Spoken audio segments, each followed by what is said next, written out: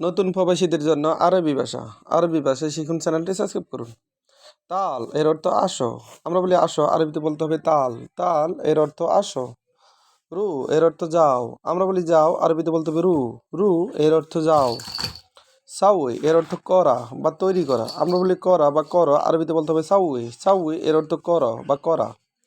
আক্কেল এর অর্থ খাওয়া। আমরা বলি খাওয়া, আরবিতে বলতে হবে আক্কেল। আক্কেল এর অর্থ খাওয়া। নুম এর অর্থ ঘুমানো। আমরা বলি ঘুমানো, আরবিতে বলতে হবে নুম। নুম এর অর্থ ঘুমানো। পুক এর অর্থ উপরে। পুক এর অর্থ উপরে। তাহাত এর অর্থ নিচে। তাহাত এর অর্থ নিচে। আমরা বলি নিচে, আরবিতে বলতে হবে তাহাত। ইয়াসার এর অর্থ বামে। ইয়াসার এর অর্থ বামে। ইয়ামিন এর অর্থ ডানে। ইয়ামিন এর অর্থ ডানে। বাইদ এর অর্থ দূরে। বাইদ এর অর্থ দূরে। গেরিব এর অর্থ কাছে। গেরিব এর অর্থ কাছে। গিদ্দাম এর অর্থ সামনে। আমরা বলি সামনে, আরবিতে বলতে হবে গিদ্দাম।